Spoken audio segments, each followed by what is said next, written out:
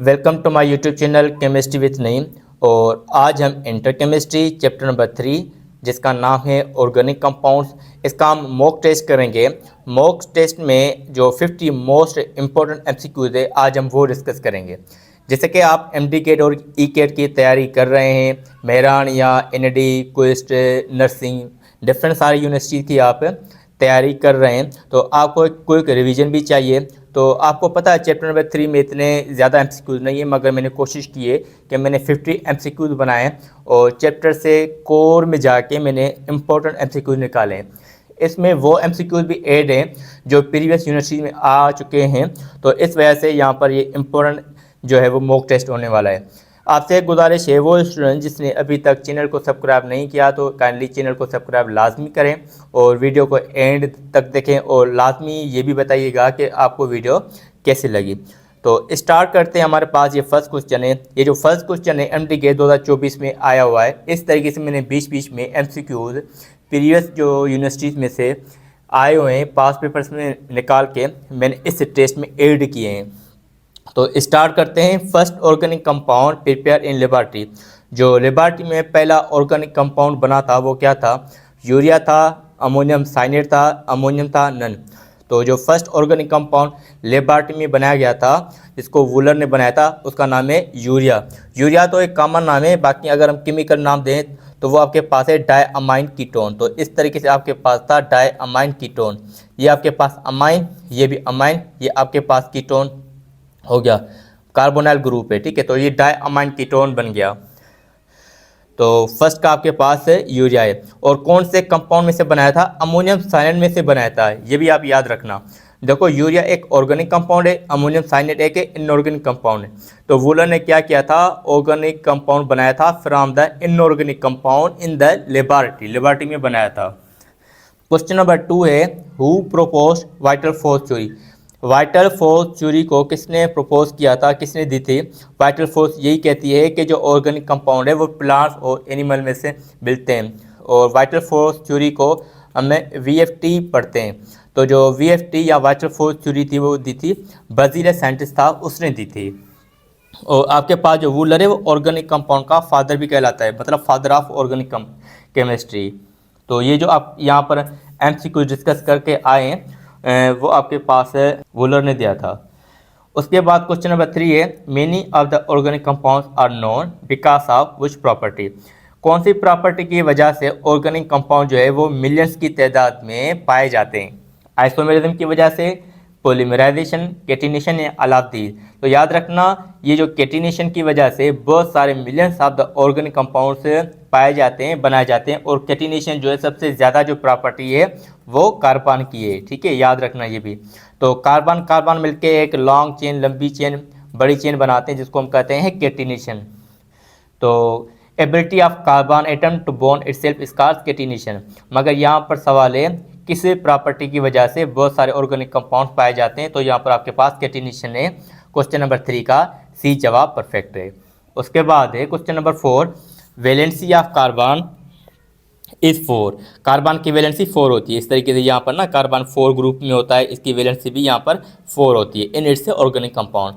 ये जो कॉन्सेप्ट है, this concept was given by, ये किसने दिया था? तो ये जो कॉन्सेप्ट है ये केक्यू ने दिया था। मतलब जो कार्बन की वैलेंसी है वो 4 है। 4 को हम सिंपली कहते हैं टेट्रा वैलेंसी। क्या कहते हैं? टेट्रा वैलेंसी, ठीक है। अब मिसाल के तौर पर ये मीथेन, इसको हम बना सकते हैं। कार्बन की वैलेंसी 4 है, इसको सेटिस्फाई करने के लिए ये आपके पास मीथेन बन गया जिसको हम CH4 भी कहते हैं। तो वैसे भी कार्बन जो है 4 ग्रुप का होता है, ठीक है। और इसकी जो वैलेंसी है 4 है जिसको हम टेट्रा वैलेंसी भी कहते थे। अब ये दी किसने? ये केक्यू ने दी थी। तो यहाँ पर 4 का आपके पास है सी जवाब आ गया। उसके बाद क्वेश्चन नंबर 5 है, which of the following is soluble in water. Water में कौन सा सॉल्युबल है? इथाइल अल्कोहल, ईथर, बेंजीन या अलाफ्दी। अब यहाँ पर देखें कि जो इथाइल अल्कोहल में अगर मिसाल के तौर पर C2H5OH है, तो यहाँ पर OH है, देखो यहाँ पर पोलर ग्रुप बन गया। तो पोलर में डिजोल्व होता है, लाइक डिजोल्व लाइक। और वाटर में भी आपके पास जो है ना वो पोलर ग्रुप होता है, ठीक है। मतलब के पोल्स होते हैं। तो यहाँ पर आपके पास पोलर है, तो ये जो अल्कोहल है मतलब इथाइल अल्कोहल है वाटर सॉल्युबल होता है। बाकी इथर भी नहीं होता, बेंजीन भी नहीं होता, तो ये भी गलत है। तो ये आपके पास नहीं है। बाकी जो इथाइल अल्कोहल है या अल्कोहल है वो वाटर सॉल्युबल है। उसके बाद क्वेश्चन नंबर 6 है ability of carbon atom to bond itself to form a long chain branch chain and ring structure, उसको हम क्या कहते हैं। तो ये मैंने आपको पहले भी बताया है कि जो कार्बन एटम के साथ मिलके एक बड़ी लंबी चेन बनाते हैं जिसको हम कहते हैं कैटिनेशन। तो यहाँ पर चेन बनाते हैं, मिसाल के तौर पर यहाँ अगर मैं आपको कहूँ तो ये देखो CH3 CH2 CH2 और ये CH3। तो देखो 1 2 3 4, ये 4 आपके पास कार्बन बन गए। तो इसको हम कहेंगे एन ब्यूटेन। ठीक है, एन का मतलब होता है नॉर्मल। ठीक है, स्टूडेंट ऑलमोस्ट कंफ्यूज हो जाते हैं और हमारी किताब में एन लिखा हुआ है तो एन मतलब स्ट्रेट चेन, यहाँ हम इसको नॉर्मल चेन भी कर सकते हैं। अब देखो यहाँ पर लॉन्ग चेन बना लिया इसने। ब्रांच चेन का मतलब होता है कि एक आपका रेडिकल होगा, मिसाल के तौर पर इस तरीके से ये आपके पास रेडिकल बन गया। अब यहाँ पर कार्बन की वैलेंसी भी सेटिस्फाई करनी होती है। अब देखो 1 2 3, तो इसको हम कहेंगे 2 मिथाइल प्रोपेन। 3 कार्बन है तो 3 कार्बन को हम कहेंगे प्रोपेन। ठीक है, तो ये ब्रांच में आ गया। अब देखो 4 कार्बन है, इसको मैं क्या करता हूँ यहाँ पर ये रिंग स्ट्रक्चर में भी लेके आता हूँ। अब ये आपके पास से रिंग स्ट्रक्चर हो गया CH2 CH2 इस तरीके से, ये आपके पास CH2। अब देखो यहाँ पर तो इस तरीके से जो आपके पास है ये रिंग स्ट्रक्चर बन गया। तो इसको हम कहते हैं साइक्लोब्यूटेन। क्या कहेंगे? साइक्लोब्यूटेन। तो मतलब कार्बन एटम मिलके एक बड़ी लंबी चेन बनाते हैं या ब्रांच चेन बनाते हैं या साइक्लिक स्ट्रक्चर बनाते हैं जिसको हम कहते हैं कैटिनेशन। तो यहाँ पर ही आपके पास जो प्रॉपर्टी है वो कैटिनेशन की प्रॉपर्टी हो गई। उसके बाद है क्वेश्चन नंबर 7 है destructed distillation of coal requires temperature. पहली बात तो जो कोल की आप डिस्टिलेशन करेंगे उसका नाम होना चाहिए डिस्ट्रक्टर। अगर पेट्रोल आ जाए तो उसकी आप फ्रैक्शनल डिस्टिलेशन करेंगे। तो यहाँ पर आपके पास टेम्परेचर कितना होता है? टेम्परेचर आपके पास 400 टू 900 टेम्परेचर होगा। ये आप लाजमी याद रखें कि जो टेम्परेचर डिस्ट्रक्टर डिस्टिलेशन में 400 टू 900 डिग्री सेंटीग्रेड रिक्वायर होता है। उसके बाद क्वेश्चन नंबर 8 है which one is not a true coal, को कहेंगे लिग्नाइट को बिटवीनस या एंथ्रेसाइड। अब ये आपके पास जो पीट है इसको जो है ना ट्रू कोल नहीं कर सकते हैं। बाकी ये जो पीट और लिग्नाइट इसको हम कहते हैं सॉफ्ट कोल। तो मैं यहाँ पर 4 ऑप्शन में आपको बता देता हूँ, अगर दूसरे MCQ में आ जाए तो आपको आसानी होगी। तो लिग्नाइट एंड बिटवीनस को सॉफ्ट कहेंगे और जो एंथ्रेसाइड है इसको हम हार्ड कोल कहेंगे। ये MDCAT में सवाल आया हुआ है which one is the hardest type of coal. और अभी जो मेरान यूनिवर्सिटी की टेस्ट हुई थी जिसको MUET भी कहते हैं, तो 2 बार ये सवाल आया हुआ है कि anthracite is the hardest type of a coal. तो ये भी आप याद रखना। तो यहाँ पर पी जो है ना वो ट्रू कोल नहीं होगा। क्यों ये ट्रू कोल नहीं होगा? क्योंकि इसमें जो है ना वो कार्बन की कंटेंट या कार्बन की परसेंटेज कम होती है, वाटर ज़्यादा है, इस वजह से ये ट्रू कोल नहीं कहलाता। ये जो मैंने लेक्चर दिया था उसमें भी मैंने आपको बताया था। अब क्वेश्चन नंबर 9 है in homologous series molecular mass differ by dash. MU मतलब मास पूछ रहा है। अब होमोलॉगस सीरीज जो है वो उसमें जो है ना मास आपके पास होता है, ये मतलब कि मिथाइलिन ग्रुप डिफर करता है। तो मिथाइलिन ग्रुप का अगर हम मास निकालें तो कार्बन का 12, हाइड्रोजन का 2, 12 और 2 आपके पास यहाँ पर 14 AMU बन जाते हैं। तो यहाँ पर 9 का आपके पास है C ऑप्शन बिल्कुल अवेलेबल है। उसके बाद है वो चीज़ सॉफ्ट कोल। अब देखो मैंने यहाँ पर भी बता दिया, यहाँ पर भी बताया। अब ये जो रिपीट हो रहा है इस मीन्स से आपके जो यहाँ पर मैंने ऑप्शन तो डिस्कस कर लिया है। अब आप ये आराम से कर सकते हैं which one is a soft coal. Soft coal किसको कहते हैं? पीट तो आपके पता है कि मैंने अभी बताया कि सॉफ्ट कोल नहीं, उसको हम क्या कहते हैं? Fast coal. Not a true coal को हम क्या कहेंगे? यहाँ पर देखो इसकी स्टेटमेंट बनाओ ना फास्ट कोल, तो ये भी आ सकता है कि which one is a fast coal. तो पीट तो सॉफ्ट कोल नहीं हो सकता। बिटमिनस और लिग्नाइट आपके पास यहाँ पर है, तो B एंड C अवेलेबल है। तो यहाँ पर 10 का आपका D जवाब बिल्कुल सही। अब क्वेश्चन नंबर 11 है how many isomers are of butane. ये MDCAT में सवाल आया हुआ है और मेरान में भी आया हुआ है। ये रिपीटेड सवाल है यूनिवर्सिटीज़ में से। और आइसोमर्स ऑफ ब्यूटेन पूछ रहा है, तो ब्यूटेन के आइसोमर्स कितने होंगे? तो ब्यूटेन के आइसोमर्स जो है वो पहले तो आइसोमर्स हैं क्या? ऐसे कंपाउंड जिनके मॉलिक्यूलर फार्मूला तो सेम हो, ठीक है, मगर उनकी अरेंजमेंट डिफरेंट हो, स्ट्रक्चर डिफरेंट हो, उसको हम आइसोमर्स कहते हैं। तो यहाँ पर इसके मैं बनाता हूँ तो इस तरीके से देखो CH3 CH2 ये आपके पास CH3। इसको अभी भी हमने कहा था कि आपके पास है N ब्यूटेन। अब इसका दूसरा स्ट्रक्चर पॉसिबल कौन सा हो सकता है, अब इसका जो है ना वो आइसो हो सकता है, ठीक है, CH3C, यहाँ पर आपके पास ये मिथाइल ग्रुप लग गया और इस तरीके से आपके पास ये आइसोब्यूटेन हो गया। तो ब्यूटेन के हमेशा याद रखना 2 आइसोमर्स होते हैं और इसके बाद अगर इंडिकेट में या इकेट में आ सकता है तो वो पेंटेन आ सकता है। याद रखना पेंटेन के ना 3 आइसोमर्स बनते हैं, तो ब्यूटेन के हमेशा 2 आइसोमर्स बनेंगे, ये याद रखना। अगर पेंटेन आ जाए तो 3 आइसोमर्स, थोड़ा सा लेवल अगर डिफिकल्ट अगर वो करना चाहे तो कर सकता है कि पेंटेन के 3 आइसोमर्स हो सकते हैं। तो अगली वीडियो में अगर ये मैं सवाल अगर मैंने दिया तो वो डिस्कस करूंगा। बाकी ब्यूटेन के 2 आइसोमर्स होते हैं, तो ये मैंने आपको ये बता दिया। एन ब्यूटेन, इसको हम जो है ना वो आइसोब्यूटेन कहते हैं। क्या कहते हैं? आइसोब्यूटेन। और अगर IUPAC नाम दूँ तो 2 मिथाइल प्रोपेन दूंगा। उसके बाद क्वेश्चन नंबर 12 है, octane number of petrol can be increase by adding catalyst. Octane number है वो कैसे इसको इंक्रीज किया जा सकता है, तो वहाँ पर जो कैटलिस्ट है वो प्लाटिनम ऐड होगा। अभी जो हमारी न्यू बुक है उसमें प्लाटिनम लिखा हुआ है, प्लाटिनम ऐड होगा, जिसको हम जब हम रिफार्मिंग ऑफ पेट्रोलियम करते हैं तो प्लाटिनम यूज़ करते हैं ऑक्टेन नंबर बढ़ाने के लिए, मतलब उसकी जो क्वालिटी है या पेट्रोल की जो इफ़िशियंसी है वो बढ़ाने के लिए। इससे पहले टेट्राइथाइल लीड, मतलब ये जो है लीड ये यूज़ होता था, मगर ये यूज़ करने की वजह से lead is the cancer causing agent, तो इन्वायरमेंट में कैंसर काज कर देता है। इस वजह से यहाँ पर प्लाटिनम को रिप्लेस किया हुआ है। तो 12 का आपके पास प्लाटिनम होगा और ऑप्शन आपके पास है C अवेलेबल है। उसके बाद क्वेश्चन नंबर 13 है, knocking in the internal combustion of engine can be reduce by. Knocking जो इंजन में आवाज़ हो जाता है टुक टुक की, तो उसको हम कैसे कम कर सकते हैं? तो उसको कम करने के लिए हम जो है ना वो रिफार्मिंग ऑफ पेट्रोलियम करते हैं, सिंपल, जो ऊपर यहाँ पर मैंने डिस्कस किया है। तो 13 का आपके पास ए ऑप्शन है। उसके बाद है which one is the hardest type of कोल।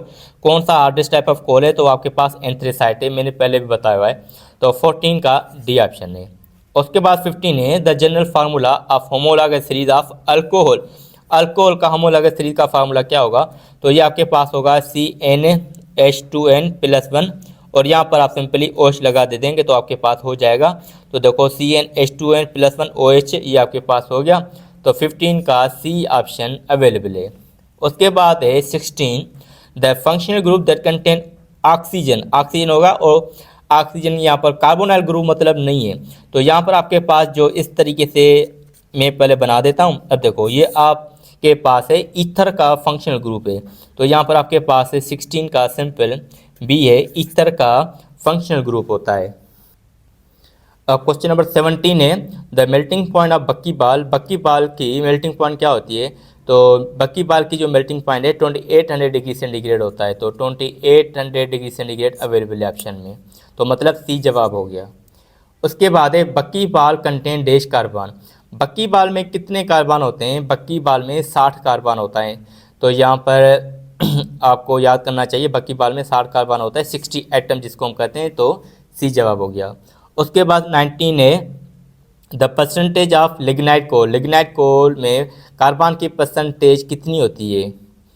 ये सवाल इस तरीके से होगा कि द परसेंटेज ऑफ कार्बन, याद रखना कार्बन की परसेंटेज पूछ रहा है, थोड़ी सी मिसप्रिंटिंग हो गई। The percentage of carbon in lignite coal, तो उसमें आपके पास है 60 to 70% होता है। तो यहाँ पर आपके पास है बी आ गया। उसके बाद है बक्की बाल कंटेन 5 मेंबर रिंग। अब ये एमटी गेट में आया हुआ है सवाल, तो ये आपको लाजमी याद करना चाहिए। 5 मेंबर रिंग, ये वाला सवाल भी और ये वाला सवाल भी एक साथ आया हुआ था, बड़ी एक स्टेटमेंट बनाई हुई थी। तो 2024 में जो एमटी गेट का पेपर आया था और मेरी प्लेलिस्ट में एमटी गेट की प्लेलिस्ट में मैंने ये पेपर सोल्व किए हैं। 2024 में 2 आए थे पेपर, एक दाव ने लिया था, दूसरा जो है वो IBS अखर ने लिया था। तो बक्की बाल कंटेन 5 मेंबर रिंग, याद रखना। मतलब कि कौन कितनी 5 मेंबर रिंग होती हैं? 12 5 मेंबर रिंग होती हैं। तो यहाँ पर 12 5 मेंबर रिंग आपके पास आ गई, तो यहाँ पर इस तरीके से। उसके बाद क्वेश्चन नंबर 21 है, कंपाउंड्स विद सिमिलर स्ट्रक्चर। उनका स्ट्रक्चर सेम होगा मगर differ by the addition of methylene group. तो ये हम करके आए हैं, होमोलॉगस सीरीज है जिसको हम कहते हैं, उनका स्ट्रक्चर बिल्कुल सेम होगा मगर वो डिफर करेंगे by the addition of methylene group. Methylene group ज़्यादा होगा उनकी, जो मतलब कि अल्केन है तो अल्केन सेम होगा, अल्कीन है तो अल्कीन सेम होगा। सिंपली एक मिथाइलिन ग्रुप आने की वजह से तो इस वजह से इसको हम कहते हैं होमोलॉगस सीरीज। तो 21 का आपके पास है बी ऑप्शन है। अब बकी बार कंटेन देखो 12 5 मेंबर होंगी, याद रखना जो 12 5 मेंबर रिंग होगी और यहाँ पर जो है ना वो 26 मेंबर रिंग होंगी, याद रखना। तो यहाँ पर बकी बार कंटेन 6 मेंबर रिंग पूछ रहा है, तो ये आपके पास 6 मेंबर जो रिंग होती हैं वो 20 होती हैं। तो यहाँ पर 22 का बी ऑप्शन अवेलेबल है। अब क्वेश्चन नंबर 23 है when many monomers combine together to form a large molecule is called, तो उसको हम कहते हैं पॉलीमर। जब मोनोमर मिलके एक बड़ा मॉलिक्यूल बनाएंगे जिसको हम पॉलीमर कहते हैं, and the process is called polymerization. तो यहाँ पर ये बी आपके पास है। उसके बाद 24 है formation of polyester is example, जो पॉलीस्टर बनता है पॉलीमराइजेशन मेथड के जरिए, एग्जाम्पल ऑफ डैश पॉलीमराइजेशन। तो पॉलीमराइजेशन के ना दो टाइप होते हैं, एक होता है एडिशन पॉलीमराइजेशन और दूसरा आपके पास होता है कंडेंसेशन। तो कंडेंसेशन में होता क्या है, उसमें वाटर एलिमिनेट होगा और एडिशन में कुछ भी एलिमिनेट नहीं होगा, सारी की सारी चीज़ें जमा हो जाती हैं। तो जो पॉलीस्टर बनता है चैप्टर नंबर 3 में एक पॉलीमर बनता है, उसको जो है ना वो कंडेंसेशन पॉलीमराइजेशन कहते हैं। और कंडेंसेशन पॉलीमराइजेशन क्यों, क्योंकि उसमें जो ना वाटर एलिमिनेट होता है, तो एलिमिनेशन ऑफ वाटर होता है, इस वजह से हम उसको कहते हैं कंडेंसेशन पॉलीमराइजेशन। याद रखना कंडेंसेशन पॉलीमराइजेशन। एग्जाम्पल आपको क्या याद रखनी है, पॉलीस्टर। और उसके बाद है which one is use in ripening of fruits. तो जो फ्रूट्स की रैपनिंग में कौन सा कंपाउंड यूज होता है, इथेन है, इथीन है, इथाइन है, फिनोल है। तो इथीन जो आपके पास है ना, इथीन का फार्मूला आपके पास क्या होता है, C2H4। ये इथीन आपके पास हो गया, ये रैपनिंग ऑफ फ्रूट्स में इस्तेमाल होता है। उसके बाद है which one is use as a reducing agent. कौन सा रिड्यूसिंग एजेंट के तौर पर काम आता है, कोक, कोल टार, कोल गैस या अमोनियम लिक्विड। तो कोक आपके पास है वो रिड्यूसिंग एजेंट के तौर पर काम आता है। उसके बाद है the mixture of hexane and heptane.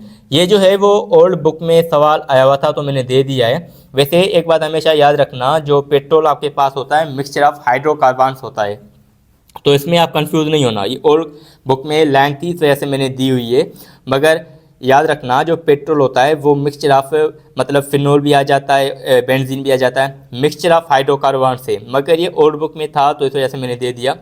जो पेट्रोल आपके पास होता है ना, the mixture of hexane heptane is called petrol.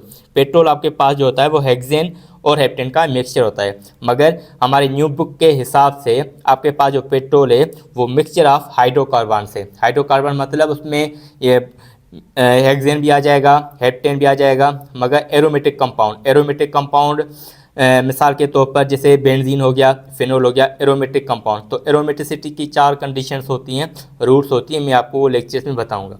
तो याद रखना ये ओल्ड बुक के हिसाब से डेफिनेशन है, न्यू बुक के हिसाब से नहीं है। न्यू बुक के हिसाब से जो डेफिनेशन है पेट्रोल की मिक्सचर ऑफ हाइड्रोकार्बन से। उसके बाद 28 है which is good source of organic compound. Organic compound का गुड सोर्स मतलब वो ऐसा कौन सा ऑर्गेनिक कंपाउंड है जिसमें और सारे ऑर्गेनिक कंपाउंड से बनाए जाते हैं। तो यहाँ पर 28 का आपके पास है कोल टार है। कोल टार एक ऐसा ऑर्गेनिक कंपाउंड है जिसमें मोर देन 100 और ऑर्गेनिक कंपाउंड है, मतलब एक तो खुद ऑर्गेनिक कंपाउंड है मगर इसमें से और बहुत सारे ऑर्गेनिक कंपाउंड भी बनाए जाते हैं। तो 28 का बी ऑप्शन है। अब क्वेश्चन नंबर 29 है the pure form of carbon. The pure form of carbon क्या होता है, कोक, कोल टार, कोल गैस या अमोनियम लिक्विड। तो यहाँ पर कोक आपके पास है, 29 का ए ऑप्शन अवेलेबल है। उसके बाद 30 है ammonium liquid is obtain from. Ammonium liquid को कहाँ से ऑब्टेन किया जाता है, मतलब कौन से कोल में से, पीट में से, लिग्नाइट, बिटमिनस या एंथ्रेसाइड। तो अमोनियम जो लिक्विड होता है ऑब्टेन फ्रॉम बिटमिनस कोल, तो ये सी ऑप्शन आपके पास हो गया, बिटमिनस कोल में से इसको ऑब्टेन किया जाता है। 31 है reactivity of organic compound is less than ionic. Ionic compound fast reaction करते हैं as compare to organic compound, इसमें आयंस होते हैं, आयोनिक कंपाउंड होता है। ऑर्गेनिक कंपाउंड आपको पता है हार्ड भी होते हैं जनरली अगर देखा जाए तो reactivity of organic compound is less है, ठीक है, लेस होगी। 31 का आपके पास है ए ऑप्शन है। और ये भी सवाल एमटीके में आया हुआ है। Isomers have dash physical and chemical property. तो आइसोमर्स की क्या होती है, isomer simple different physical and chemical properties होगी। 32 का यहाँ पर आपके पास बी ऑप्शन है।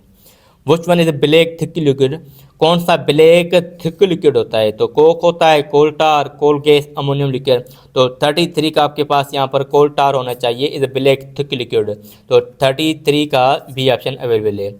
अब Taxol is an example of dash sciences.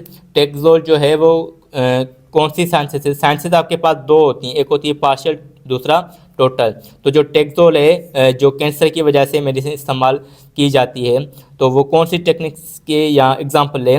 वो आपके पास है टोटल साइंसेस है। Taxol is example of total sciences. तो 34 का आपके पास है बी। और पार्शियल की हमारे बुक में जो एग्जाम्पल है वो आइबुप्रोफेन है। 35 क्वेश्चन है, Thar coal is the dash largest in the world which produce 175 billion tons of lignite coal. तो जो थर्कोल है वो कौन सी मतलब जो है ना लार्जेस्ट होता है? 7, 16, 17 या 13, 3 है। तो यहाँ पर जो 16 लार्जेस्ट इन द वर्ल्ड होता है, तो यहाँ पर आपके पास बी ऑप्शन है।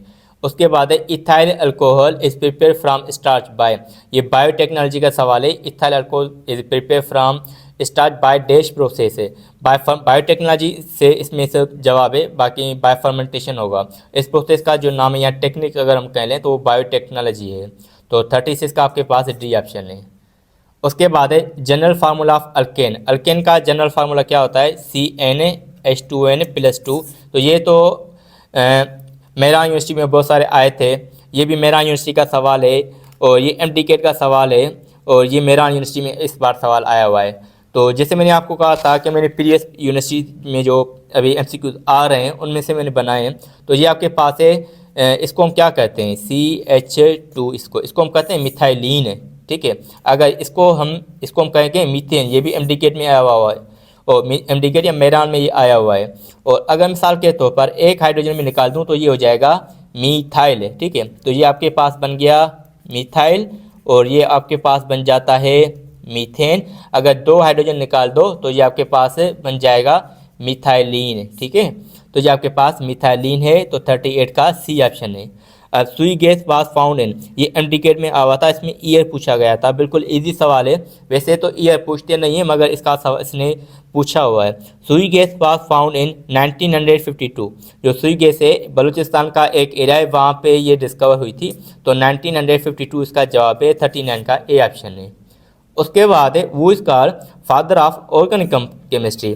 फादर ऑफ ऑर्गेनिक केमिस्ट्री जो है वो हम वूलर को कहते हैं। इसने क्या किया था? अमोनियम साइनेट में से, अमोनियम साइनेट एक इनऑर्गेनिक कंपाउंड था, इनऑर्गेनिक कंपाउंड में से इसने ऑर्गेनिक कंपाउंड बनाया था जिसका नाम था डायअमाइन कीटोन, जिसको हमें कॉमन में यूरिया भी कहते हैं।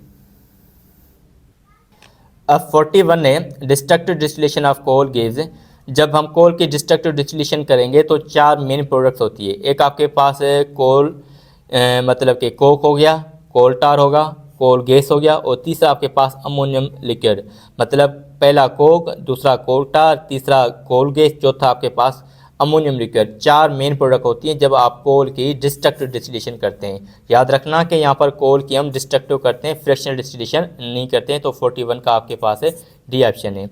उसके बाद है which of the following is chief constituent of natural gas है। नेचुरल गैस का कौन सा चीफ कंस्टिट्यूएंट है, मतलब जो मेन आपके पास जो है ना नेचुरल गैस में कौन सा कंपाउंड पाया जाता है? तो वो आपके पास होता है मीथेन, CH4। याद रखना, ये इंपॉर्टेंट सवाल है और ये आया हुआ भी है मेरान में। विच one is use in the ripening of fruits है। रैपनिंग ऑफ फ्रूट्स में कौन सा कंपाउंड यूज होता है?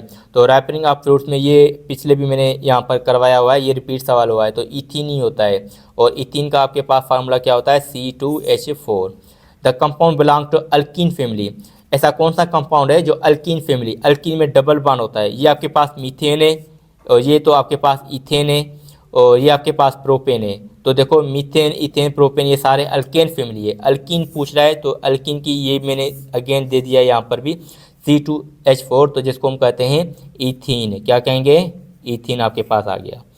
Which one is use as a welding gas है। वेल्डिंग गैस के तौर पर कौन सी इस्तेमाल होती है? तो वेल्डिंग गैस के लिए हम इथाइन इस्तेमाल करते हैं, और इथाइन का फार्मूला क्या होता है? C2H2। ये याद रखना।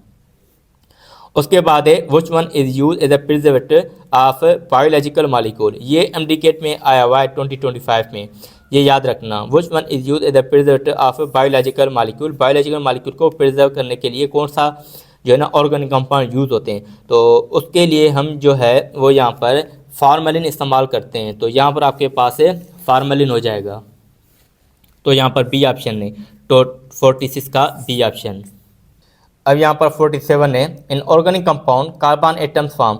ऑर्गेनिक कंपाउंड में जो कार्बन कार्बन के साथ कौन सा बॉन्ड बनाता है, आयोनिक है, मेटलिक है, कोवलेंट है या नॉन ऑफ।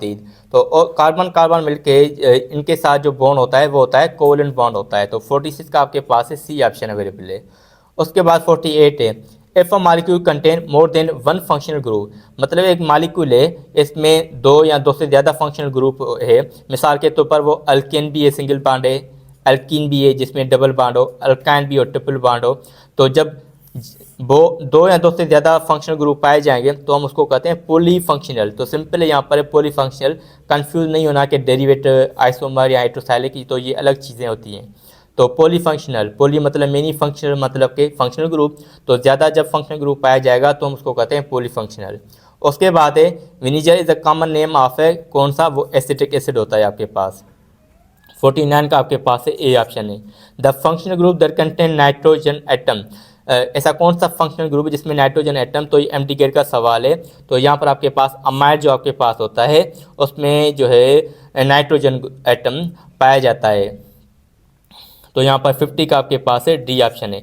तो ये आपके पास है 50 एमसीक्यूज थे जो इम्पोर्टेंट थे, मॉक टेस्ट थी, इंपॉर्टेंट एमसीक्यूज थे, रिपीटेड एमसीक्यूज थे। अगर आप चाहते हैं ऐसी वीडियो में और बनाओ तो कमेंट सेक्शन में मुझे ज़रूर बताएं, और इस चैनल को सब्सक्राइब लाजमी करिएगा। अल्लाह हाफिज़।